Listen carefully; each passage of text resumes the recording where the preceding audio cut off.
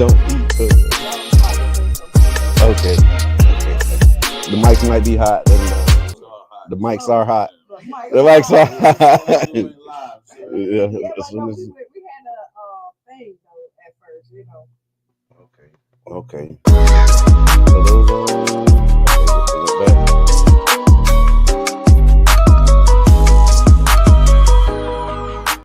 Bro, Checks. I'm gonna see the video. It's there. I swear, I just shared it. So we up. Good morning. Welcome to the Tampa Bay Breakfast Club. I think we're done. Yeah, whatever that is, Jab doing. Keep doing it. Yeah. We do, but we probably need to go to one screen. Okay, I like one screen. It's kind of confusing. I like so. Don't be confused. Don't be confused. Welcome to the Tampa Bay Breakfast Club. Breakfast Club. I'm your brother John. And Kiana. This program is being brought to the New Image Project of the Community Development and Training Center, aka See That? And we'd like to thank y'all for tuning in and helping us to redefine what's cool because is the new baby. And if you don't know, Now you know. It's kind of organically nice. What's good, y'all? Oh man. Countdown to. You know what? It's Monday. It is. And I feel like I want to be like the Tasmanian devil. On this Monday, Just tan shit up. I kind of feel like that a little bit too. I had to stop myself. I had to stop myself from feeling like that. I had to stop myself from feeling like that. That must be in that atmosphere. You going, Jab? Let me look at the stars. Yeah, because I had to stop myself from feeling like that. Like I really was like feeling like. So this was the word coming up in my meditation. Okay, go ahead. No more Mr. Nice Guy.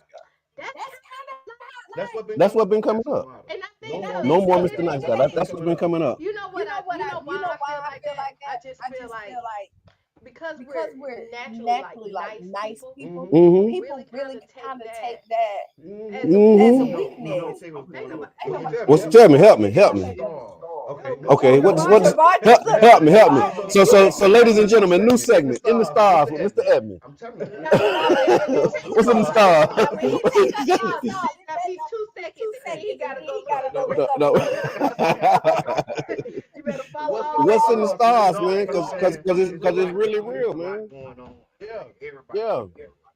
I'm like real deal, like feeling like no more Mr. Nice Guy. I feel like people just keep trying me for some reason. That's how I feel on the flip side. I feel like scaling me, right? Mm-hmm. Half of me is Tasmania. Yeah. And the other half is still calm. Okay. I'm only Kendrick Lamar, the famous me or the dangerous me? Right.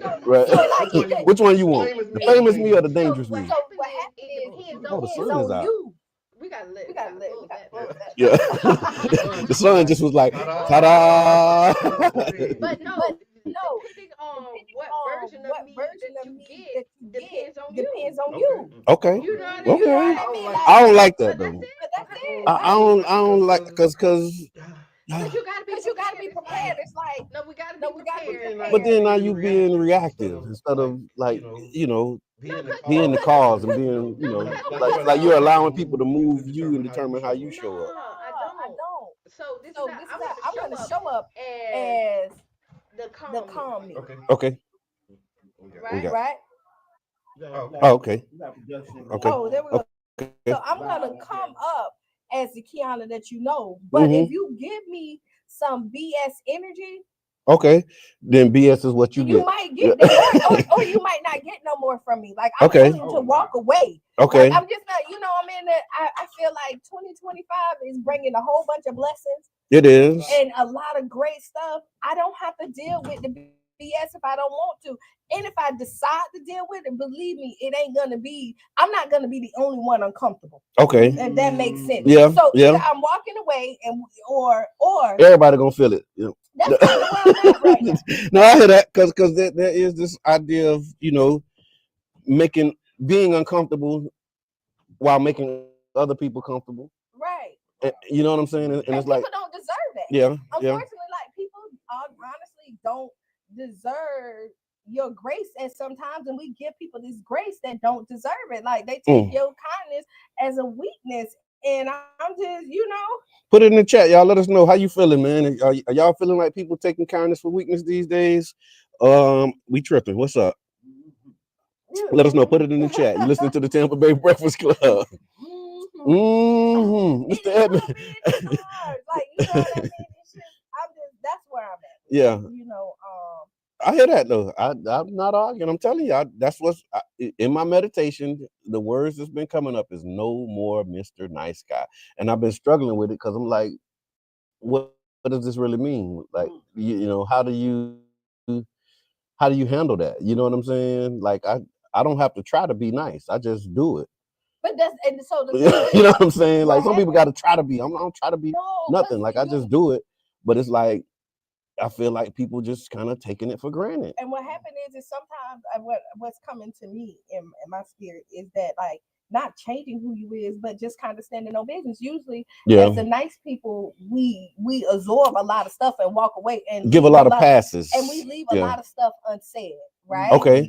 And then we sit and rattle with it or struggle with it by ourselves or with other people to kind of deflate or make us okay with what happened, so that we can get out instead of going straight to the source and be like, yo, I didn't like that. Yeah. Like, oh, or you're taking advantage. And it's not Yeah. us being mean or not being nice. We're just being straightforward. Like, this is what I'm expecting from this relationship. I'm good at that. I got no challenge with that. It's just the responses that I'm getting. It's like when you go and you have that conversation and then you get a response to make it seem like you the one that's tripping. You know what happened? It's just like anything else. When people are used to you being that person and you change it, it's a shocker. Yeah. It's a shocker. You decide. Well, get ready to be. I'm telling you, it's been a lot of stuff that I just been chilling on, but I'm like, man, I ain't chilling on that no more. And I'm with you. I'm gonna sip my coffee. Gloves off. Mr. Edmond, what's going on with you, man?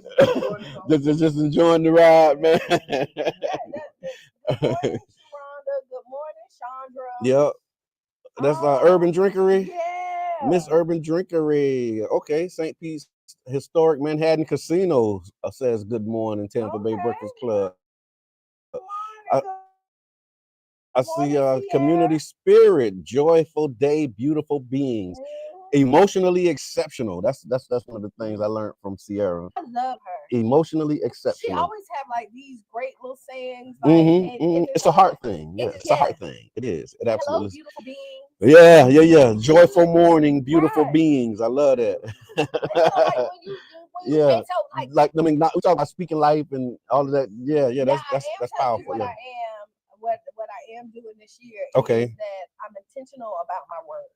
Okay. And about where I see myself. I'm no longer trying, I'm doing. Okay. I'm speaking life, and I've always done this, but I'm more intentional about it. Right. Like, right. Hey, this is I imagine the things that I want in my life, and I'm no longer saying the things I don't want, and only talking about the things that I do. Okay. Only I'm taking affirm. Yeah, the affirming, that speaking in the affirmative. Right. So I'm not gonna say I don't want this, because the universe already knows. God already knows the things that I don't want, and when I say that, sometimes you get the thing that you don't want because that's what you're speaking. I hear that. So at this point, what I'm doing is only saying the things that I do want and the things that I want in my life, so that I can receive it. And I think that takes more thought. It takes a little more, because it's easy to say what you don't want. It's like, well, what you want to eat? Well, I don't want no chicken. Right. That's not what do you want? You got to think more about what you do want sometimes than what you don't want, and it is a struggle. It's easy to just say, man, I ain't doing that. I don't want to do that. It's like, okay, well, what do you want to do? Right. I don't know, but I don't want to do that. But then what happens is you're on this path and not clear of what you want. And then when you tell people what you don't want, they don't do that. But then you don't want what they're giving you as well. So what I'm saying is, at this point, I'm saying exactly what I want in life. I hear that. And that's what I'm doing intentionally. I hear that. Mr. Edmond, what you doing intentionally these days, man? I feel like that's our politics. Like, but we talk about what we don't want so much, we don't know what we want. Right. And we kind of stuck in that. So that's true. That's 100% on that. That's true. We talking about all of the stuff that Trump doing and stopping and tearing down, but we're not saying, okay, well, what are we building? What are we moving forward? How are we increasing? Because that's definitely, that was something that really cognited for me last night. Was like, man, look, our attention on all of the stuff that he's doing and undoing and trying to do. It's like, okay, let's, like, That's a given. Yeah. That's a given. He's going to do and not do what he's doing. But now, what can we control? What can we do? How can we build? What opportunities are presenting themselves in this moment in time for us that we're overlooking because we so focused on, oh my God, he fired 400 people today. Oh my God, they cut, this, they did that. It's like, okay, how are we going to navigate this? What are we going to do to move forward? And it's like, okay, even as I was getting ready for the Trump did what section, I'm like, okay, Trump, every day it's gonna be a Trump did what? Yeah. What black folks doing? So let's talk about this. Black folks did what? So You know what I'm saying? So let's talk about this 28th. Okay. February 28th. Okay. Hold on. Let me set it up because I got like a whole thing on that. Okay. So we're gonna talk about the economic blackout. Let me find it. It's deep down in my notes. All right. So the 24-hour blackout. For those who don't know, there's a economic blackout that's being proposed by the People's Union USA. They're saying that this is the first act for one day. We want to show them who really holds the power. It's from February 27th to the 28th. That's the 24-hour cycle. What not to do. Don't make any purchases. Don't shop online or in the stores. No Amazon, no Walmart, no Best Buy, nowhere. Do not spend money on fast food. Do not spend money on gas. Major retailers. Do not use credit or debit cards for non-essential spending. What you can do, only buy the essentials of absolutely necessary things, food, medicine, emergency supplies, etc. And if you must spend, only spend or support small local businesses. Let's talk about it. Are you doing it? I am. Okay. Mr. Edmond, you doing it? Yeah, I'm in. Okay. I am, and I see people who say like, "Oh, that Yeah, I got don't what matter." people. I got the what the people say. We're gonna get to that too. Yeah. But I'm gonna tell you why it matters. Like, you have to start somewhere. Do something, yeah. You got to start Okay. somewhere. Right, And when you look at it, it's really hard to leave Walmart altogether because they have made it that we have to depend on them. It's convenient, and I don't. How can I say? I think that as a community, we have relied on just being easy. And as a society, we're kind of lazy. I'm sorry. And so where I've seen where back in and did the history and looked at the videos, watched all where they would sacrifice, a 20-mile run to go to the store. We're not set up like that now. Yeah. You know what I mean? Like they were really about the cause. At this point, we're not there yet. Then this is reality. Okay. But where we are at is that we can do a 24-hour pause. Yeah. And that's one of the things too that I had to clear up in a few spaces, that this is not a boycott. Because a boycott is usually longer term and more sustained effort with clear targets and deliverables. This is a blackout. And so the difference between a blackout and a boycott is a few things. Number one is the duration. So the blackout is just saying 24 hours. So when people say, oh, well, a 24-hour boycott is not going to be effective, I hear that because I agree. That's why it's not a boycott. It's a blackout. It's saying for one day, we just going to remove ourselves and not participate in the things that we just highlighted. And for me, it's like, okay, that makes sense. Like, because there are a list of demands that are being put out by the organizers, the People's Union USA. And quite frankly, like some of these, I still need to double click on. You know what I'm saying? But the idea of solidarity with them, for 24 hours, it's just too easy for me to not do that as a community organizer. Right. You know what I mean? Like I can go into it and find ways. Oh, well, they talking about eliminating federal income tax for citizens, right? Like that's one of the things that they want to do. Like we can go back and forth and debate all of that, but would that debate stop me from being in solidarity with them for 24 hours? And this is what I say. No. So what I'm thinking also is that we as a people, or as we always say, like, hey, we need somebody to step up. Now they're stepping up. And they putting it out there and we're finding something wrong with it. Yeah. And so we have to start somewhere. Every agreement, everybody's not going to get everything that they want in it. But I do feel that this is overall looking for at the best for the people. Yeah. And like I said, it's easy to do it. Like this day, so February 28th, Like that's a random day. That's this Friday coming. Thank you for that, because you know we don't look at calendars the same sometimes. But so this is kind of what came up for me in 2015, 10-10-15, Justice Sorrells. Following Justice Sorrells, the nation put out this up with Jesus, down with Santa, asking for people to boycott Christmas. Right? That's tough.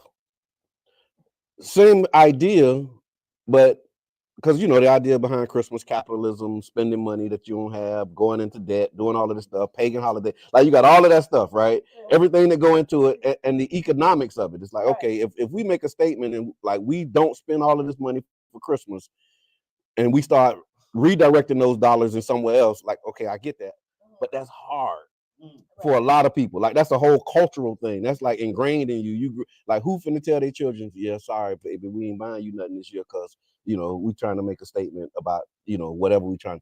Well, that's a good lesson, though. It is a good lesson, but it's hard. That's my point. What this is a random day in February saying we're gonna really make this same demonstration, right? Yeah, the last day of Black History Month, and we about to make this demonstration, and so for me, it's like, okay, yeah, that's more reasonable. That's something that you can do. Not that boycotting Christmas is unreasonable. It's just harder than taking one day in February, the last day of Black History Month. So listen, fill up your car on the 27th or the 26th. Yeah. Like, and so wait, does it start on the 27th and stop on the 28th, or does it start? It says like midnight at the 27th. Yeah, I was confused about that too, but like I'm just saying Friday. I'm just gonna say Friday. Yeah. So Friday. Yeah, 24 hours. Do what you got to do beforehand. So do what you need to do. Stack up your house, do whatever, and just not go to these stores. Yeah, and we've seen where this has worked. Like we boycotted Target, and I love Target. Right? Okay. But you see that they lost $15 billion because of them cutting the DEI program. Okay. And you see, like some people are like wavering, but a lot of people pull back from Target, and so we've seen the effect of our dollars. And imagine if we all decided on the 28th. Forget them people. Yeah. I ain't cuss. Thank you. Forget them people. And you're such a lady. I try. I don't want nobody to clutch their pearls. Right. So, yeah. Skip them people. Yeah, and we just do it for one day, and then honestly, it's just like work it out. Right. And then I saw a list. There's other dates. There's other things that are programmed. There's other things that are coming down the pipe. But for me, like I said it in a Facebook post, it's like the first day in the gym. You going in, you know what I'm saying? It's like, okay, it's your first day back. So a good trainer is not going to run you through the whole gauntlet because they want you to come back. You know what I'm saying? And you wouldn't put yourself through the gauntlet because after you ain't been in a while, you do 25 jumping jacks, you start getting dizzy. You know what I mean? And you start getting a little wobbly. And so it's a gradient scale of how you introduce these types of efforts. And I think this is a great entry point for people who may be wanting to do something, but they don't know what to do. They don't know how to contribute. We're talking about unity. Like it's checking a lot of boxes for me. It is, because you know what I'm saying? More than it's not checking. Right. We talked about this when he became president, right? And it's just saying that like it has to be phases. Yeah. Like we cannot. You can't just fast right away. Like, you can't just, if you're a smoker and they say stop smoking right now, there's a small group of people that can put down a cigarette and never smoke again. Cold turkey, yeah. Right. But a majority of people has to be weaned off of it, right? And this is just like everything else here. We're gonna have to be weaned off of all the things that you know what I mean that we have been tribute to and used to at this point. So I'm in for the 28th. Right. And I hope y'all stand with us. Appreciate it. And I see Miss Ada, thank you for commenting. She says economic blackout proposed by the People's Union USA. Yep. Blackout versus boycott difference is duration. Saturday, solidarity for 24 hours is our goal. Absolutely unite with that. I see Sierra, she says, Martin Luther King Jr. said, rarely do we find men who willingly engage in hard, solid thinking. There is an almost universal quest for easy answers and half-baked solutions. Oh, wow. Universal quest for easy answers and half-baked solutions. So yeah, that's something. So yeah, that's kind of where I'm at with that thing. Let's see what the people say. So we did put this on a Facebook page, and I asked people, if they were going to be participating. And so the following report summarizes the sentiment that has been expressed by those who commented on it, and it ranges. Some are enthusiastic about supporting, and others are skeptical.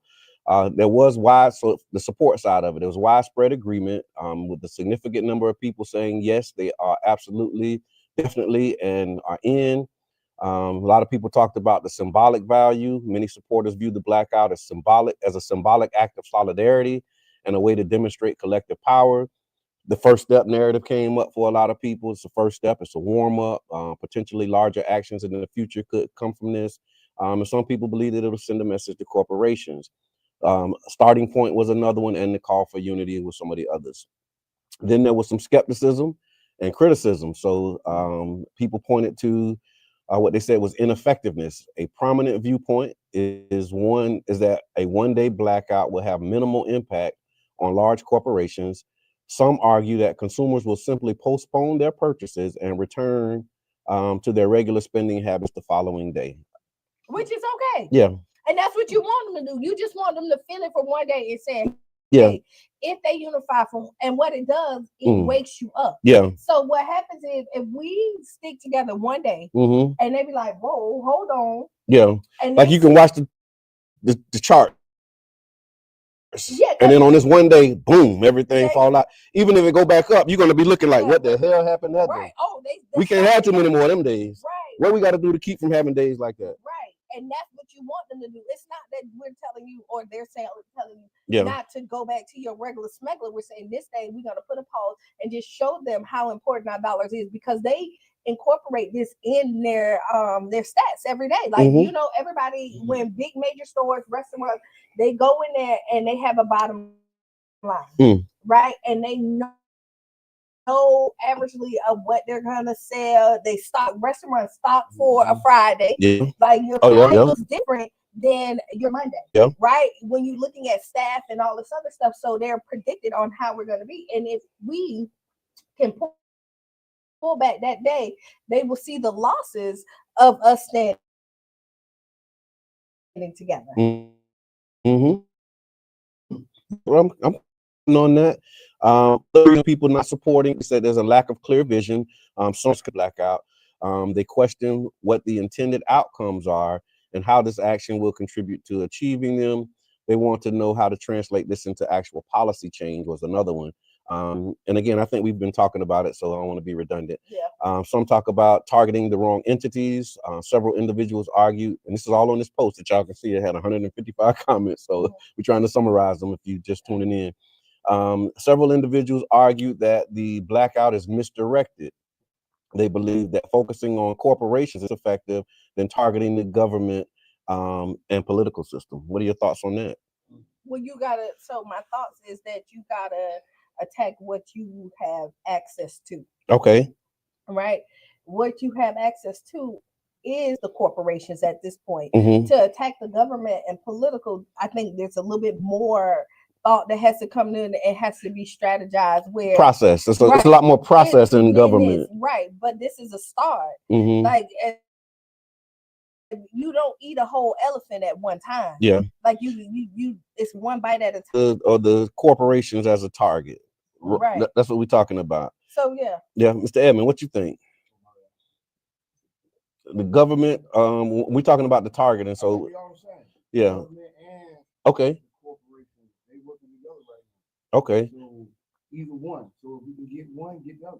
Because what they were saying is that systemic change requires addressing issues of governance and policy, and so we're talking about changing systems. Why would you target the corporations? Yeah. Right. Yeah. And so yeah. You know what I mean? And then you complain, and so this is one day to vote, and this is one day you can do it to the corporation. Right. Right. And people don't, and then you don't get out and vote. So just think about it. Yeah. Right. But you got a group of people that find something wrong with everything. Right. I hear that. And then so when you look at it like, oh, this don't make no sense, but then they're gonna complain. Right. Then when it's time to vote, my vote don't count. Mm. Those same people Yeah, are that's in part the of the struggle for complaint. me. It's in the complaint line. Like, and I always say it's really hard to please us. Mm-hmm. I say it all the time. A hit dog holler, Right. right? And Right. if you don't say nothing, it must be true. So it ain't nowhere that you could go with this. So I mean, the people who gonna be in, they gonna be in. The people who not, they ain't. And Then there you go. I hear that, and then so you had the supporters, and you had the skepticism. And what was interesting too was very few people explicitly said no. Like it was no. It was just all these reasons why not to, but not, you know how people don't answer questions. But there's nuances and additional points of feedback. So some said focusing on Black-owned businesses. Some commenters emphasized the importance of supporting Black-owned businesses as a complementary strategy to the blackout. And I think that was also, noted when it was proposed, saying if you got to do something, you have to absolutely spend it with local, and Black-owned businesses. The conversation also touched on the issue of DEI, with some linking the blackout to a rejection of the policies that are perceived as racist. Generational wealth came up, and a call for leadership. Bottom line, the comments reveal a real diverse range of opinions um, about the proposed blackout. And one of the things that was, again, interesting, that's the word of the it was how interesting and frustrating how you see all of these grand ideas and these grand, tear the system down, and we got to create our own government, all of these huge things. Yeah. And they were saying that because we need to do all of those things, I'm not doing this. I'm not doing this because we need to be starting schools. We need to have, hospitals. We need to have banks. We need to have all of this stuff. And so that's why I'm not supporting this 24-hour blackout. Like, that is the thing that I could not seem to wrap my mind around. I just couldn't wrap my mind around that part of it. But this is the thing. People are afraid of success. Okay. Right? Scared to succeed. They really are. That's a real thing. Because responsibility come with that. Right. And you can talk about this mountain that you want to climb.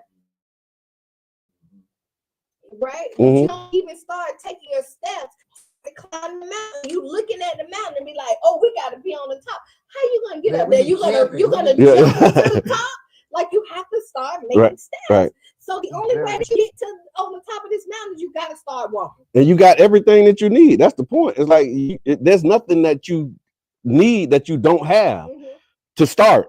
Like I get it if you're saying, okay, don't start because we don't have oxygen, or we don't have this, or we don't have, like, I get preparation and all of that. But if you have everything that you need to start, why not start? Yeah, and what you waiting on, man? We need leadership. So this is a form of leadership. They came together and put a plan together, and now you say we need leadership. Anybody that's organizing something is leading somewhere. Yeah, true. So that's where we at, y'all. Let us know. Put it in the chat. Are you going to be participating in the 24-hour economic blackout? I think we unanimous. We all going to participate, and we'll be engaged. You got anything on politics, Mr. Edmond? What's happening in the political spaces these days? Okay, y'all know there's a whole bunch of people getting fired. Yes. All over the government, there's been a bunch of fires because of those and Elon. Okay. President Trump said Elon is doing a great job, but I would like to see them get more aggressive. Remember, we have a country to save, but ultimately to make greater than ever before. MAGA. That's the whole tweet. Okay. That's how they thinking. So they thinking they're doing such a great job right now. Firing all these people. What about the people they fired and said we ain't quit? Like, we ain't going nowhere. And there's people that's doing it. Yeah, it's some people, and then there's some they're hiring back because they fired the wrong people. Okay. Are they trying to hire back? That's another. They trying to hire back because them people. They're like, no, you done fired me. I ain't coming back. And I ain't even gonna lie. I'm kind of one of them people. Like, you fired me, I'm like, you didn't see my worth. Let me show you who know mine. I ain't coming back. Yeah. And then also part of the firing, what's her name? And I just had it pulled up. Joy Reid was fired from NBC. I saw mixed reviews from that. I remember when Joy Reid got the job, I saw some celebrations. People like, good job, congratulations, Joy. But now that she's fired, I seen a post, and I don't know if this is everybody, but I saw a post that was basically celebrating her being fired. I don't know if that was just an anomaly on my timeline, but how people feeling about that? So I don't know, man. Okay. They're Celebrating her being fired. Yes. She wasn't good. I think what it was, she was very hard on Trump. Okay. And not since the tide done shift, they fired her. I don't know, like wow. Yep, that's what they say. Because she stayed like she was hard on him before, during, and now after. Now after she getting fired. And they thinking that they getting rid of her because of her positions. And they blame the left. They say the left has set up another black woman.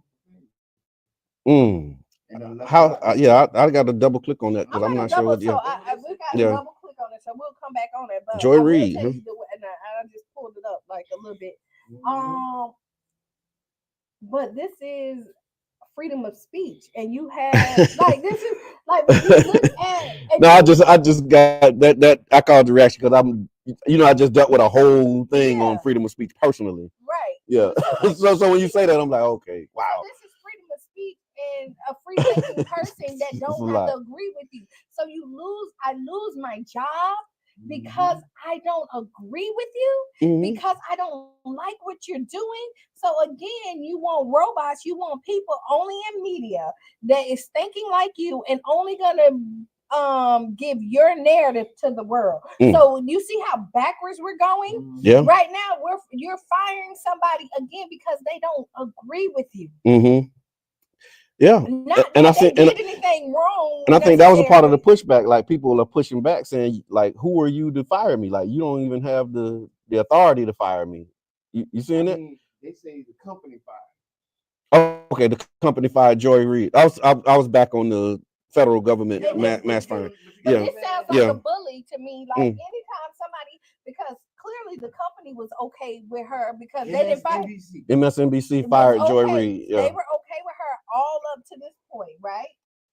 So like this goes, like if you look at it, like if we good for all this time and then somebody else comes in and have a problem with you, and the new leadership, or just somebody, just, you know what I mean, somebody talking in your ear and doing all this other stuff, and then you fire somebody who has good stats, who coming out here doing the stuff, that sounds like a bully. And I'm gonna tell, like, if anybody's in that situation, you know what I mean, you need to look at the person who trying to tell you, hey, look out, especially when you see how loyal and where she's been, her followers, and she's done had her show. She probably show up on time. Okay. You know what I mean? She's been on TV. This not like a new show. They usually give reasons. What did they say? What was their reason? Did they say because we don't like what you're talking about and you causing us? They say poor ratings. So people ain't watching. Okay. All right. I mean, that's a reason that they'll fire somebody. To tell you can always find a reason when you just fire somebody. Like because usually what happens is if you have poor ratings, we don't renew you for the next season. We don't fire. Or we'll put money into like promotion and marketing to like, okay, we need to do something to get people to tune into your show. Right. We don't fire you midstream. Yeah. That's some bull.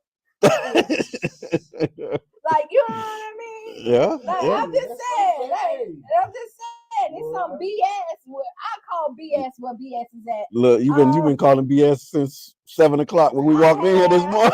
I told you I feel like the Tasmanian devil. Yeah. I told you, and I just really feel, because you know what, people come into your house and act like they're sheep when really they're a wolf, and then you go in and you forget how loyal people are and where they stand and how they rock with you, and then you let somebody else come in and tear up your old house, and then when you look at it, you ain't got no more sheep. So this, I'm glad you said that. It's just how the universe works and how we be on the we be on the same page, right? So check this out. Whatever's in there. I don't know if I want none of that. I have my fist ball up and play a knuck if you buck.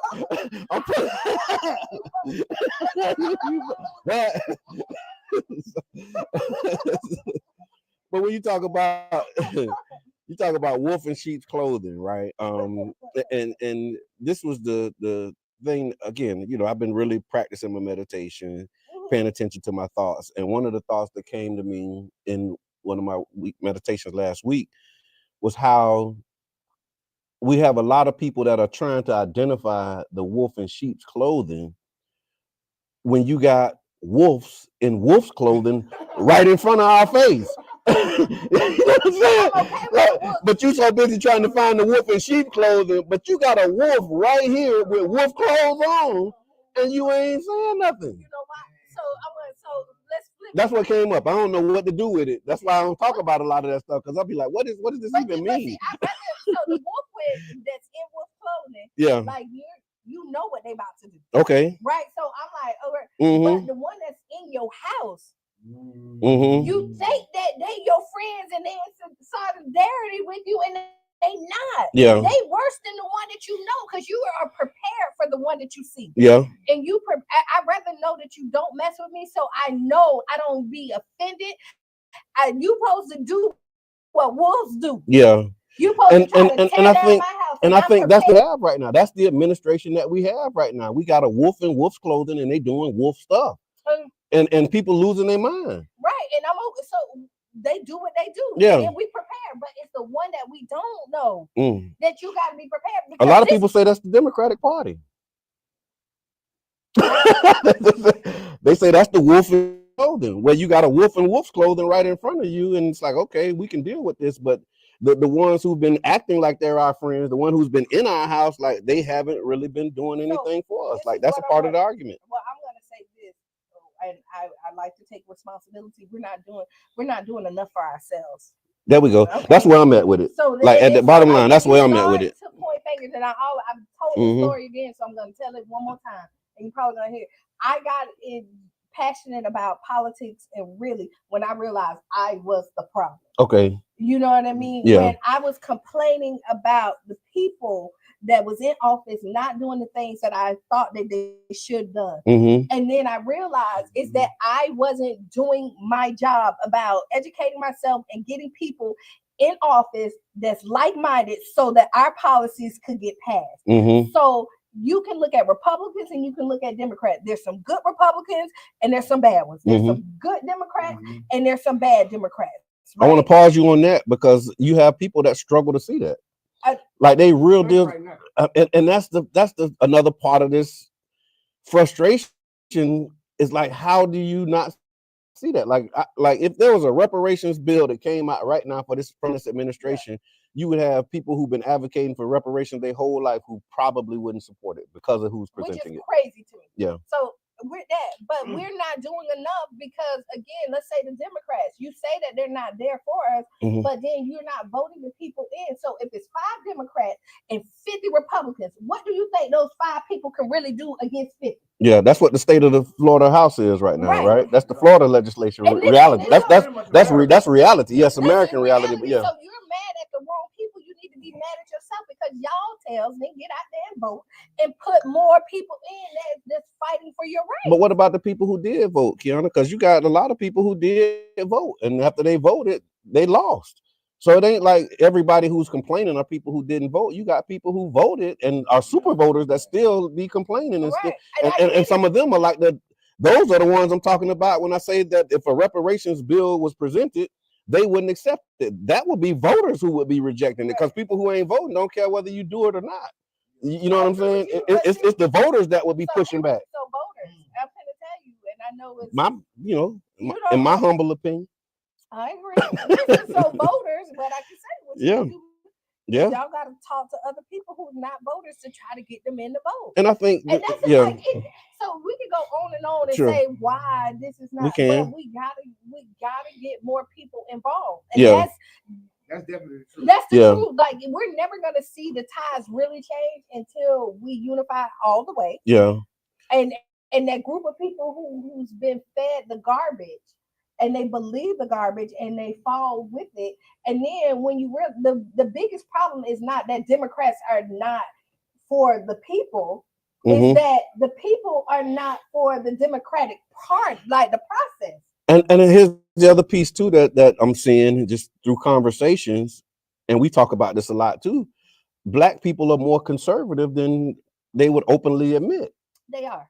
Like, so, and so when you hear conservative policies, and then you got Democrats, are the liberals, and they're advocating these things. Like, you got people who like really just not with a lot of these policies, but they don't feel comfortable saying it in these spaces, because now if I tell you that I'm really not with that, you're gonna cancel me, you're gonna not do business with me, you're gonna like make me anti something. And so people just like, they're engaged, they're involved, but it's like, okay, I'm with a lot of the stuff that y'all are with, but some of these core things that y'all are advocating for, these are not priorities for me.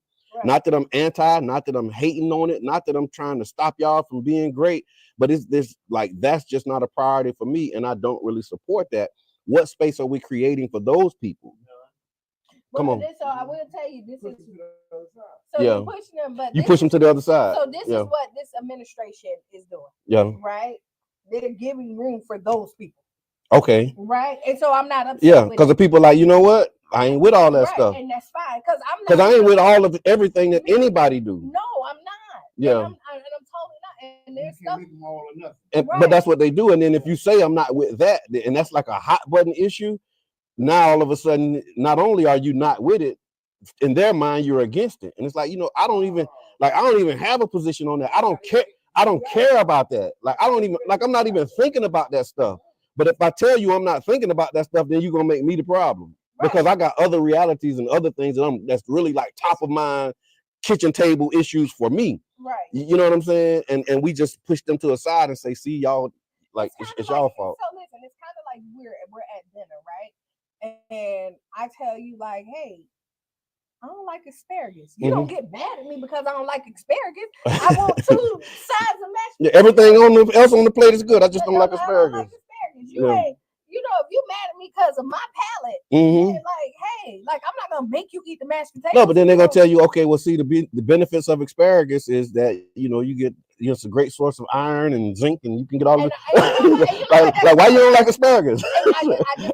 I understand the nutritional value, but I just don't like it. Like, you know what? It don't cook soft enough for me. Yeah. Like, you know what I mean? I don't like the texture. Yeah. Whatever the case may be, but it's still my right to say, hey, just like it's your right to choose to live the life that you want to live, it's my right to choose to live the way that I want to live. And then they're gonna walk out of that conversation and that dinner, and they're gonna start telling everybody that Kiana is anti-vegetables.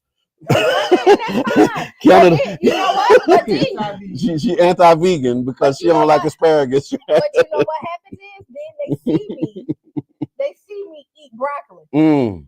You know what I mean? So you can't worry about what people are gonna say. I agree. With you, because then if you really true of who you is, your actions is gonna speak louder than anybody's words. And I hope that ain't rattling that microphone. I can't hear it, but I don't think so. But, I mean, but it sounds like a bomb. Yeah. I need to get it. But and hopefully that when you walk and you are true to yourself, that people who know you will be like, that ain't true. And that's the thing is, this is the sheep in wolf clothing for me.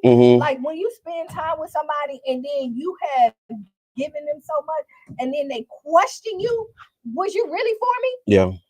Were you really for me? At the end of the day, when you allow somebody else to come in, like, if you done spend, but you're above questioning? No, I'm not above questioning. No, I'm not above questioning. But if we have a relationship and we have spent years together, the question comes in, hey, this was what brought up, not action based on somebody else. Yeah. You give me the benefit of the doubt because of the relationship that we have. If we really have a relationship, nobody can come to me and tell me anything about y'all that I'm just gonna hop on and be like, this dead true. And right. You know what? Right. Get them middle finger them before I have a conversation with y'all. Right. Nobody can come and penetrate this other than us. And anybody else who come in, I'm looking at them like they crazy. Like, what are you talking about? Okay, that's fine. And I keep it moving. Do I say something to y'all? Hell yeah. Yeah, you do. But you know we have a conversation about it. Yeah. But do I come and say, oh no, you know what? I ain't part of this team no more. Yeah. Like, do you make conclusions and decisions based upon that? Honestly, if I make a conclusion or something based on somebody else, that's what I wanted to do. Somebody else just needs to push me to do it. But I was just too make the decision myself. Okay, You know what I mean? Because okay. if somebody else come in and be able to dictate how I move, then that's what was in my heart from jump start. I just wasn't man or woman enough to make the decision by myself. I had to blame it on somebody else. So how do you deal with this? And this is, Motivational Monday, y'all. You listen to the Tampa Bay Breakfast Club, and we definitely want to give a shout out to Agape Soul Shoutique. We're broadcasting live right over here, y'all. So thank y'all for that. And make sure that y'all support. You go to agapesoulshoutique.com, and you can find out about what they do and grab you something cute, Get you some something Louis, something some cute Gucci. something cute for your cutie. But but this whole thing with it's just called a third party law, right? When you having conflict, usually when you involved in some type of conflict between two people, there's usually a third party that has some kind of influence in that. And so you talked about, people influencing how you move in your relationships and knowing whether or not, being able to control you based upon a word or a seed that was dropped. How do you like navigate that when it's happening to you, where like, okay, this person really don't know me, but they got a lot to say about me, and it's impacting your ability to get things done. That's real time, present time situation. Ship done sailed about 2 weeks ago, but somebody said something about me that could have had like real impacts on the work that I'm doing, and they don't really know me like that. So let me say this first: any two people can work out anything. Okay. It's the third person that mess it up. Mm-hmm. Right. And whenever you bring people in, you have to know what that third person intentions are. Okay. Right. If they're not genuine, they will mess up your house. Yeah. They will make you crash every dish. And you know how like you do a temper tantrum, and then when you wake up, you realize you have nothing in your kitchen, and you be like, I really needed that dish. Yep. And you got a whole mess to clean up. Right. Yeah. You got a whole mess to clean up, and you don't know where to start at because something emotional. Usually when people have a lot to say about you and have no value or don't know you really, it roots from jealousy. Right? Usually people want your spot. Okay. You know what I mean? Okay. Like people want your shine. Like people don't know the hard work that you do to get there, and they feel like you don't deserve it, and that should be them. And so what they do, they start planting seeds of doubt to everybody else because they think that that's going to get them in a position of you. But when you walk by purpose, it don't matter what you do, because what you throw and think that is doing dirt, God would change that for the good. And so where you think you planting something negative, a tree will blossom from that. Yeah, I've experienced that in multiple ways in my life. Yeah. So you know what I mean? I'm just saying, when people walk by purpose, be careful what you do to them. Yeah. And what they do, because covered by God, He will throw that back at you. So I'm just telling you. Right. No, I hear that. And you see how you like 2 weeks ago you went through that, and look how quickly that changed. Yeah. Like, and then but you want me to tell you that wasn't true. Yeah. Because they was truly for you, and their interest wasn't to backstab you. Yeah. People who don't spend every day with you, ain't been in your presence all this time, was able to say that's not him. And for somebody able to walk in there and tell you something about somebody that's been loyal, and your actions show who you are, then that means you want for me from the beginning. Right. I agree with that. Ain't nothing else I can say on that, but except for thank you to the people who did, stand up and, jump in and, send in letters and make comments and like all of that stuff. Like I appreciate all of that, because I was just, it be secret hate. Like people don't really be telling what's in their heart. Yeah. Like at the end of the day, you smile in our faces, you smile in people's faces and be like, oh, I love y'all. Y'all the greatest. And then somebody can come to you at a split second, and then you like, oh no. Yeah. You ain't this, you ain't that. Like the girl on that. What? No. I said, as a small seed, and then it germinate into a whole tree after it take root. But some people, honestly, know what I mean? And that happens because everything ain't intentional. Whose responsibility is it to correct them? themselves. Like, is it my responsibility to let people know Yeah, that they've been that they've been misled about me? Because that's the space I'm in. Like, I'm starting to like get over that. Like, what that's the thing. It's like, because this was again in doing the Monday morning quarterback and then just seeing how everything played out. And for those who didn't see it or not aware, I'm gonna just go ahead and talk about it. So February 3rd, we had a Fusion 49th district meeting. February 4th, the Gulfport City Council had their meeting, and one of the council members was, giving a report saying, I was at this Fusion 49th meeting. It was great, lots of good energy.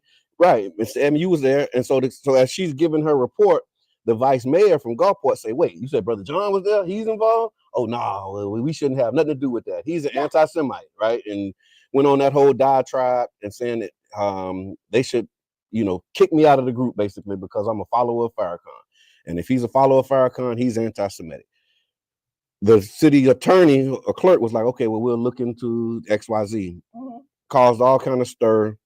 And then after I saw that, because I know the vice mayor, he was like a city council member, maybe 2014, 15. I don't know the dates, but he was a council member when I was, president of Childs Park Neighborhood Association, and we've been trying to do this. And so I reached out to him at that point, and we had like a kind of some agreements about what we can do, how we can do it together. So we had a relationship. We would talk maybe once every quarter or so, but never really got anything going. And so when I was appointed to council, he sent me a text, congratulations on your new role. But then fast forward 2 years later, 3 years later, he's saying that Gulfport shouldn't have nothing to do with me. So I'm like, I know this dude, I got his number. So I called him. Yeah. You know what I mean? Like, what's up? Like, you saying you got a real problem with me. What's your problem with me? You know what I'm saying? Like, but I want to pause there because even after I did that, I'm like, is this my responsibility? That's just me as a person. Because like you saying publicly, you got a problem with me, but you never addressed it with me. So there you go. And so I accepted the response. So I heard it. I'm like, okay, you know what? I'm just gonna call him. I got his number. That's when, yeah. But I'm like starting to get out of that space now. Like I don't I'm like but you know what? Because I'm like, what's up? So what's it's not, but it's like at this point in my life, I'm like, man, I ain't doing that no more. You don't like if you got a real problem with me, I'm not making your problem with me my problem. That's your problem that you got with me. So you should be calling me. I shouldn't be calling you to ask you about a problem you got with me. That's where I'm going now because I've been doing these things. I done been in this mess and dealing with this, and I'm always reaching out. Hey, you got a problem? Fuck that. Excuse me, respectfully, but it's like I'm tired of that, man. Do you know how exhausting that is? No, I do. You know what I'm saying? And like the emotional toll, like it's like I'm just done. Like if you got a problem with me, that's your problem. Call me. I'm not calling you no more. But see, so that was the call. Yeah. So what happened is that's one of my takeaways and my lessons from this whole experience. I'm not doing that no more. But what happened is that was the call. It was a public call. Mm-hmm. So as long as you would no, this is just me talking, right? Okay. What happened is that was a call because he made it public, and so that was his way of calling it because it was a comfortability thing where he couldn't really stand on it, and he had no, for real, because when you do something. No, I'm laughing because I'm thinking about his response when we were in private. Right, because it's totally different when you're in private. Yeah. When you do it, when you have an entourage, you get discouraged. Yeah. Right. When you have somebody that's standing next to you. Thank you, Mama Blue. Mama Blue say don't get your pressure up. No, don't get your because this is it's getting hot in what here. cowards do. Unfortunately, yeah. Cowards do it in the public out when they have they crew with them, they gang with them. Real men and women don't come to you privately and have real men and women don't do this publicly without talking to you first. Yeah, that's a coward. Like I shouldn't find out that you got a real problem with me in a public space when you got text message when I got a text message with you congratulating me on the same same role. That's a coward. But so what happens is you know how like somebody really feels some type of way. Mm-hmm. And they just waiting for the opportunity to say it, but they never had the opportunity. And then as soon as somebody said, "Oh yeah," he been wanting to say that. Okay, he been wanting to say that. He been wanting to say that, but he didn't have the opportunity or the space to say it. And when he got it, he did it. He took his opportunity to do it. So that was the phone call that he made to you. You got to put our camera back on, King Jab. Okay. Yeah, but what he did was he did make the phone call. It was just a public phone call. That was it. But I see where you going with that, yeah, but I it was a disagree. public phone call because if Yeah. he would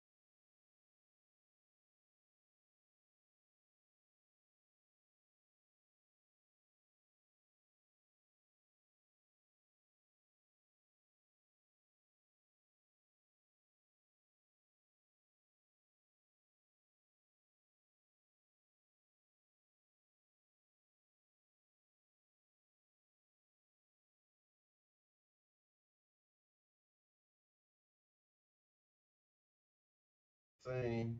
okay, can y'all hear us again? Yeah. Until we get the mics on, because I like that mic sound. So yeah, so you listen to the Tampa Bay Breakfast Club, y'all appreciate it. Thank you, Tiffany, for sending that in. Carrie, thank you for letting us know sound off at 9 a.m.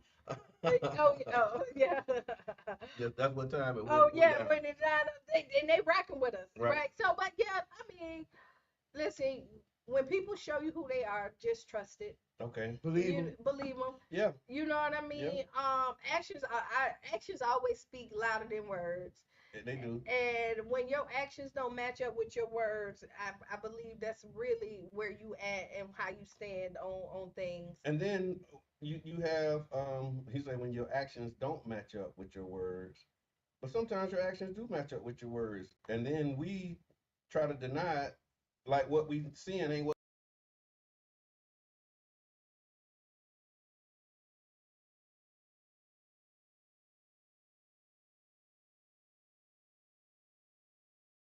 We don't want the truth hurts. Yeah. Okay, The truth, we backing out. yeah, but no, the truth hurts, especially when you care for somebody. Yeah. You know what I mean? When you have put in time and sweat and equity, and you realize like so you when you really when your actions are genuine, Mm-hmm. and you thinking that this is a good healthy relationship, and you realize like this person really feel like it's cancer, Mm-hmm.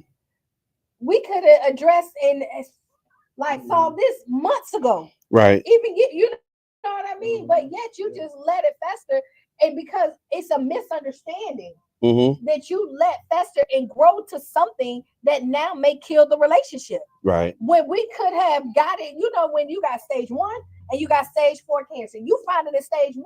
We don't got to do chemo. We ain't Yeah. got to do nothing. Maybe we just change our eating habits. Okay. Yeah. But Yeah. now you don't let it go to stage 4. Now we got to do chemo. We got all this other stuff. Like you got to change your whole lifestyle and do it. And maybe you know what I mean. I don't Yeah. want to go that route because it's too much problems to do that. Yeah, and that's what I said. Like I'm just gonna go back and just kind of reiterate. Like once that becomes apparent and it's the diagnosis, like I'm leaving the responsibility on for your health to you. Yeah. Like I appreciate it, but like you know what? That's your problem. That's your issue. I'm no longer accepting the responsibility for you to get over whatever you got to get over with because it just takes too much of it takes too much energy, too much effort, too much time, and it's just I ain't with it. Like I don't have it. Like I think that the work that we do, the work that we've done, it has a language and it speaks for itself. Right. And so if if you have any concerns or doubts or issues with me personally, but you haven't called or reached out and spoken to me personally, then I can't really take you serious anymore because I'm not investing in that. And you know And what that's else? just kind of a I'm with you. cognition, man. And honestly, when you look at it, if your doubts and issues with me is because of somebody else, I'm not taking that serious either. Mm-hmm. You Yeah, know, because I get accused and then now I'm finding myself being the one to reach out. Like, what Right, the like hell you, you yeah, doing, man? Like, why am I reaching out to you when you got a problem with me? and I mean honestly, because But to make you feel better about the decision that's that you where I'm made. at with it. Like,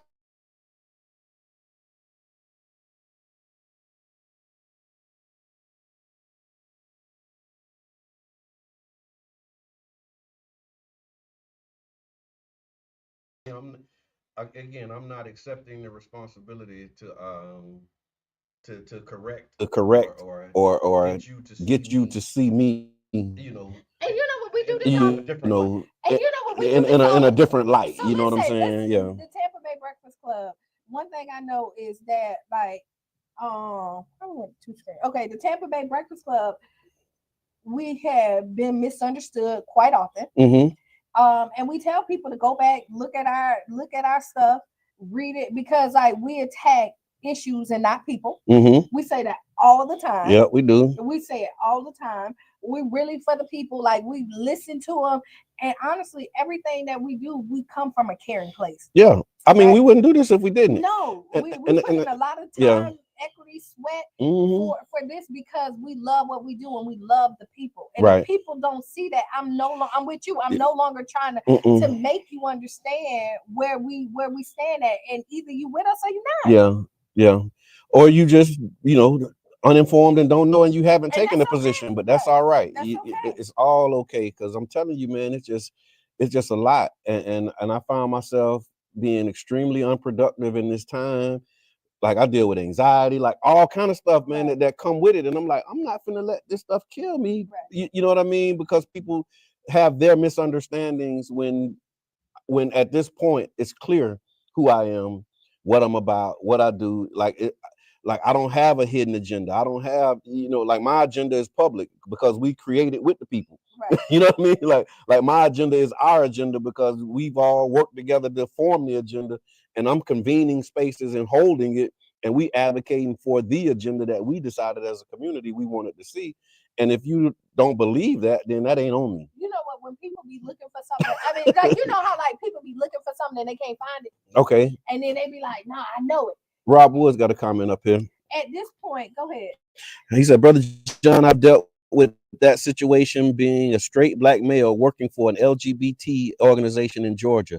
I developed the philosophy: what anybody truly thinks of me ain't none of my business, and began shaking the dust off my sandals and moving on with my mission. Amen. Amen to that. Thank you. That yeah. Yeah. I was about to say something. I just kind of Okay, I'm sorry. no. That was fine. Like I'll come back to it. All right, we done read that comment. It can go away now. Yeah. Yeah, man. So listen, y'all, you're listening to the Tampa Bay Breakfast Club, man. We appreciate the support. We appreciate the love, man. And it's just an amazing ride. We're just talking about people and how people be peopling and all those things. Did we talk about the Social Security thing with Trump and the No, oh, okay. So Trump did what? Um so on the latest episode of What in the World Are They Doing? Thank you. Donald Trump and Elon Musk have made two major moves that have been raising eyebrows across the country. Musk was spreading misinformation about Social Security fraud, and Trump is prioritizing white South African refugees while at the same time cutting aid from Black South Africans. So the lie was that they found all. I told Edition. Absolutely told. Yeah. That was a bold faced lie. Yeah. I told you. We found all these people, 158 years old, up to. Let me frame it. Let me frame it. So Musk, he's leading now a Doge, or the Department of Government Efficiency. He claimed to have uncovered a massive Social Security fraud with millions of dead people still recovering benefits. Trump quickly jumped in on the claim, calling it a massive scandal and demanding action. So what had happened was he was looking at a database called Numadent that contains records of all is in caps, all Social Security numbers that were ever issued, including people who died before electronic records existed. These names have nothing to do with monthly payments. It's an archive issue, not fraud. The actual improper payment rate, according to them, is 1%. A 2024 report found that the Social Security Administration mistakenly paid, it's a lot of money though, they mistakenly paid $71 billion over 7 years. So it's like $10 billion a year in overpayments.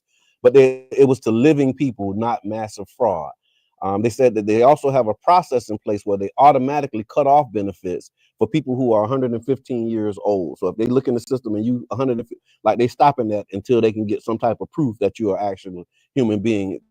Those are processes that they actively have So in place. you know what? Yeah. So when they overpay you, Yeah. because y'all know I work with people. Mm-hmm. They immediately, when they realize they overpay you, Mm-hmm. they stop paying you, and then you have to pay them back. So whatever your benefits was all this time, you got to pay them back. Okay. So for overpayment, and that happened with $71 billion over 7 years. Yeah. So what happened is that $71 billion, when they catch it, Mm-hmm. they get that money right back. Okay, gotcha. It's not like, oh, we give it to you. No, when they say, oh, I gave you $50 over, give me back that $50. So like, no, if you I need that. I need that about you. Right? So what they'll do, they'll send out a letter to you, and then you either prove that you were supposed to get it, or you show that you wasn't. And if you don't prove that you were supposed to get it, the benefits that you qualify for, they eat that up, and they say you're not going to get no more money for the next 10 years because this is our calculation. So they don't lose that money. Don't let them. They are liars. And so the bottom line, they said he's spreading false claims, misinterpreting the data, and misleading the public. He's using bad math to justify government cuts while ignoring real issues like corporate fraud and tax evasion. So a fact check of that finds that millions of dead people are not getting Social Security as claimed. And then the other thing that I was into, I had a whole, that's another thing too. Like I got to just stay off of social media at this point for a little while. I was in a back and forth somewhat. But I can't think of it. I lost. Oh, the post you made about the smart Washington House. Oh, well, that's the immigration thing. I'll go Oh, into well, that. that's the immigration thing. I'll go into that. Not immigration, but South in African addition to piece, right? So, in addition to the Social Security piece, misinterpreting it. Oh, it was in Gaza when Elon said that we sending X millions of dollars over to Hamas. Well, there's a place in Mozambique called the Gaza province, and he thought that the Gaza province was actually the Gaza Strip, and so it's just you're making decisions with millions and billions of dollars saying we're not going to send it because we sending this stuff to Hamas. But then it's those who know that that's not Gaza Strip. They know the difference. You know what I'm saying? But he coming in, he just saw Gaza, bing, bing, bing, bing, bing. Stop, don't send them nothing. And then realize, wait, oh, that's not the Gaza that I thought it was. But in the meantime, you got billions of dollars worth of aid that didn't get to the people who needed it just because you misinterpreted what you was reading. Like, if that ain't a problem, then what are we doing here? So this is the thing. Like that's you drink. So like, we drink. Is that a problem? No, is that something that we should be concerned about? Like the guy don't know where these places are, or he's misreading. Like when you look at a spreadsheet, you think it's one thing, but it's not, and you making decisions that's impacting millions of people's lives because you misreading stuff. Like, how can we not have a problem with that, y'all? So this is what happened and I understand people like, oh, I don't want politicians to be in politics, but then you get regular smugglers that's in politics that don't know nothing about politics, and then this is what you get. You get misinformation. You get dumb people who ain't passed the first grade, who parents who now push them to the top. Like, let's call Elon Musk what it is. He Kind of just go, you take off. So listen, give me this. Give me this. Give me this. That's all inside. Elon Musk, who's over Tesla, who bought them? Yeah, he You bought know it. what I mean? He bought it from somebody else, and he's trying to. This is why Tesla is so messed up. He keep on having to do all these recalls because he don't know what he's doing. His money bought him his position. And then he's looking at data because again, he has no sense that he looked at data that says archive. We paid all these people all this time. Look, Jeff got to turn on mic down. You coming out? But no, you're right. You're absolutely right. This is what happened when you get the people. Oh, I don't want politicians in there. Politicians go to school and get educated on stuff. Some.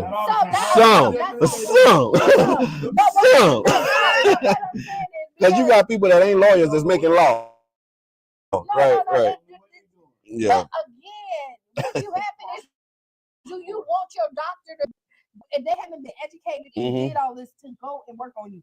Do you want I want people that's qualified and trained to do it. And that doesn't necessarily mean that you went to school. And that don't mean that you have a problem with the plan. Like I ain't got a problem with the plan, but it's just the person who you have implementing and executing the plan. Like you might have the right plan, but if you got the wrong person that's in charge of it, that's what they said. Right. And then, so then you got the wrong plan. Thank you. Then it's the wrong plan. Like if the plan is not being executed. No, the plan may be flawless, but you just got somebody who's don't know where the difference between information and payments, or Gaza province and Gaza Strip. So it's the wrong plan. No, they the wrong plan. It's the right plan. It's just you need somebody who can read it and understand it in order to do it. So right plan, but what happened if you alter the plan? It's no longer right. But you ain't altered the plan. You just misread it. But if you just ain't read it right. You ain't changed the plan. The plan is good, but you just read it wrong. It's like how when you putting together stuff from IKEA and you end up with a bunch of screws left. Like it wasn't nothing wrong with that plan. But you just say follow the instructions. Like all the pieces, all the parts were there, and you wonder why I got 12 other screws. And because you didn't follow the plan. Because you changed the plan. So you didn't stay. So it's a different. You done did a whole nother plan. I get what you're saying. But if you don't, if it says if the plan I hear you put 5 screws in there, right? And then you put 3, you not altered the plan. It's no longer the plan. I see what you did there. That's what I'm just saying. Good plan. But if you alter, it's no longer the good plan. Okay. So another thing, another part of this whole conversation was his special treatment of white South African refugees. So Trump has been prioritizing refugee resettlement, for white South African farmers while keeping his general refugee ban in place. His executive order claims that white South Africans are being oppressed. He accuses the South African government of racial land seizures, and he's cut off U.S. foreign aid to South Africa unless it changes its land policies. But what's really what they said? Middle finger to you. Okay, that's what they say. Go on about your business. We don't want to do business with y'all anyway. So let them come over there to the country that you want them at. So you want them, we don't want them. Okay. So like they standing on business. We don't want you here anyway. So take them. Okay. Because we don't take them. Go ahead, they're yours. Yeah. So if you wanna let them in, we wanted you to let them in. Yeah. They not letting no American businesses come over there no more. Is that what they're doing? Yeah. Okay. They're cutting off American businesses and they saying America needs them more than they need America. I love that though. I love that. I love the fact that they understand their value and their worth. Because that's what we'll be talking about. You got to know your worth. Well, they know their worth over there. And they saying, look, you don't want to be here? Bye. Go ahead. And matter of fact, we don't want you here either. And you know what? They doing just the opposite. Boy, so you know what? That go back to what Mr. Emmons said. That must be in the stars. Yeah. But they're doing the same thing Trump This is going to help me make a bunch of decisions. Look, you don't want me here? I don't want to be here. But they're doing the same thing Trump doing. They're saying, hey, all blacks in America, if y'all want to come over, come on. Yeah. So Trump said, hey, all whites in Africa, y'all don't, they putting y'all out, come on over here. Yeah, okay. Oh, man. You can do it. We can do it too. Such another 42. Yeah. Well, they said there's no evidence of mass armed persecution. International human rights groups say that white South Africans are not being targeted or systematically oppressed. The land reform law applies to unused land, not racial confiscation. So they're not just going through like what the white folks did to black folks. They're not doing that. It's not just saying, okay, if you white and you own land, we taking it. They're saying it applies to unused land. South Africa denies claims of racial land grab.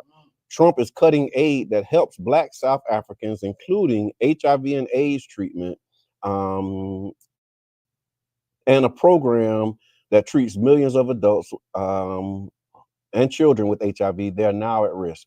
The U.S. refugee program was frozen by Trump just weeks ago, but now he's making an exception for Afrikaners, that's the white ones, which contradicts his own policy. The bottom line, Trump is selectively helping white South Africans while punishing Black South Africans. So it's not about humanitarian aid, it's about racial politics. And the fact check on this one says that there's no mass oppression of white South Africans, which goes contrary to Trump and Elon Musk, who happens to be a white South African. I'm just saying, when you get, and so trust them for who they are. They keep on lying. They firing people who don't need to be fired. Like people are dying that ain't never died before. Yeah. So I mean, I don't expect for him to do anything else but be a kindergartner. So here's a question that came up for me, and I was going to ask this too. Elon Musk basically bought that position that he's in. Mm-hmm. How much will it cost for us to buy one? Elon Y'all think that we can buy a spot like Elon bought? Can you buy a position in the government and then make the changes to do like so what was it? How much did he pay for it? Was it like 200 million or something?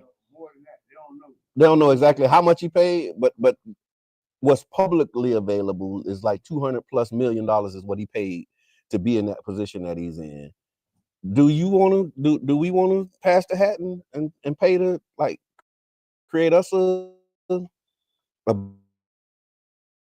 black Doge? Yeah. If we had it, I would.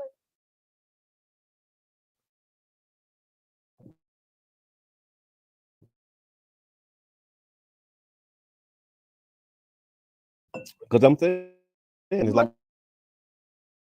saying that the president ain't the president. Because what happened is in rooms of color is not as equal as that white dollar, even though it's green or blue. Okay. The same. You know what I mean? So that idea that, you know, the percentage of value that white folks have versus black folks, like that applies across the board evenly. So even black dollars don't have the same value, is what you're saying? No, it doesn't. Okay. Not only when it's feeding their like economically, like our black dollar means a lot to them to make sure their businesses thrive, right? Okay. And that we stay at the bottom. But when our black dollar come in to make change and want power, then it ain't equal. Interesting. All right. Well, that's all I got on the Trump did what front. I do have an Ask Kiana. Okay. Let me find it. Let me find my Ask Kiana for today. Let the people know where we at, y'all. We're at Agape. Okay.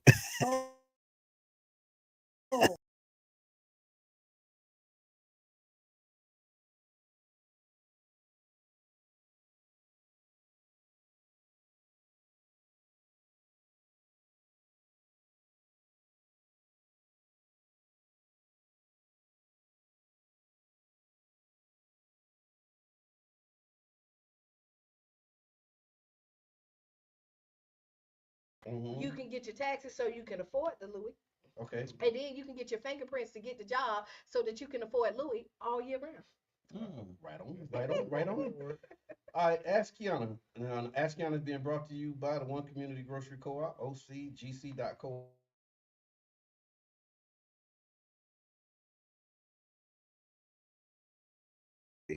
On Wednesday show. I'm just saying that as a qualifier. That's not how it started. That's not the question. But this is just me looking at the question, realizing like I know we gonna be able to do it. Yeah, we can start to tap it. All right. So, dear Kiana, we talk about Black power and Black excellence. Whether it's politics, business, or community building, there's always division, different agendas, egos, or a lack of trust. Why is it so hard for us to come together on a united front? And more importantly, how do we move past the obstacles that keep us divided so we can build real power? Okay, I'm gonna say this, and we talked about unity quite often, and I've seen where we have band together. Okay. Right? We really then like they say black men were against Kamala, but when you looked at it, a lot of black men came out and voted for them, voted for her. Mm.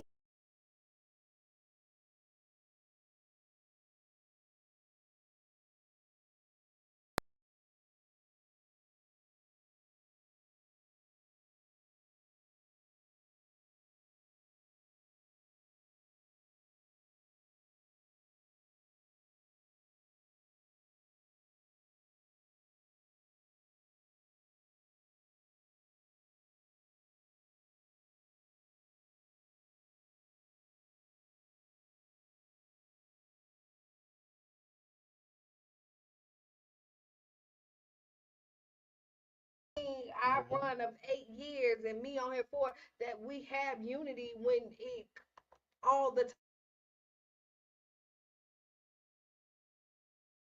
And I think we do a lot of sound bites because it sounds good. But when Mm-hmm. you really look at it, we are unified. Could we do better? Yes. But when it's time Yeah. for us to come together, we do. When the storm hit, you saw all these black businesses that made sure that our black community was taken care of Yeah. right here. So I just make sure that you're looking at the whole picture Okay. and not just a small speck. Right. Because just like anything else, they talk about all the black fathers that's not doing, but not talking about the black fathers that are. Right. You Right. know what I mean? So, in the stats show that more black fathers are in their kids' lives than not, but we only focus on the negative. When we start changing our perspective and start looking at the positive and not worrying about the things that we can't control, we will see that there's a lot more good that we do and more unity than not. And that's my Okay. intake for right now. All right. Well, look, we might not have to even talk about that on Wednesday. Mr. Edmond, what's your thoughts on this, man? I agree with you. And thank y'all for listening. This has been the Tampa Bay Breakfast Club. What's your thoughts? I agree with you. But like for real, I do think that we focus a lot on our deficits and not looking at the bigger picture of what we do have. And I also think that we can start making demonstrations of this unity that we aspire to on a smaller scale within our communities. Like Just one try day. like try it. Right. Just try it. If you have, this is another part of the I hate to keep saying frustration, but I can't think of another word. You have these beautiful ideas, Mhm. these wonderful visions of what's possible in our community, but you're not trying it. You're not doing it. Try and do it. Right. Like go and try and do it. And then those who are trying to do it and doing it with success, come back and let us know what your results are.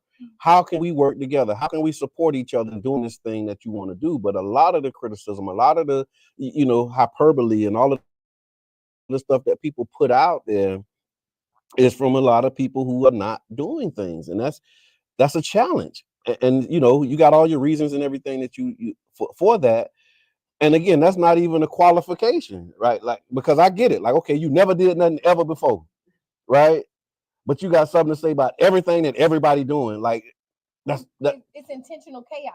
okay. It's intentional But is chaos. that their job? That's their job. Because I That's their mean, now that I job. think about it out loud, maybe it's just some people who born to not do nothing but criticize people who doing It something. is. Maybe like that's their function. It is Help me because with help me no, make it is. Jabbar, you gotta help me make it make sense.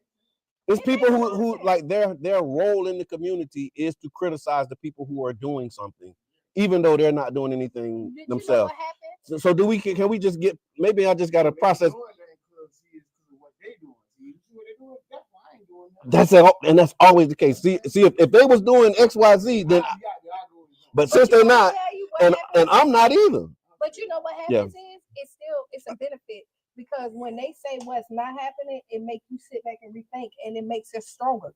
Mm. Because like some of their stuff ain't wrong, like you know what I mean. Yeah. And then you be like, oh well, I can't add that in there. Mm-hmm. You know what I mean? Again, it goes If you back. wise, If yeah. you but it goes back to what people think they're doing to hurt you. God switch it for good. Yeah. You know what I mean? Like Yeah. you're criticizing, but no, iron sharpen iron. I right? listen to critics. I Right. And do. so Like this is I how really we, listen to my critics. Like and this is how I'm you really get intentional better. about that. Yeah, Yeah. you get better Yeah. because everything they're saying ain't wrong. Yeah. You know what I mean? Yeah.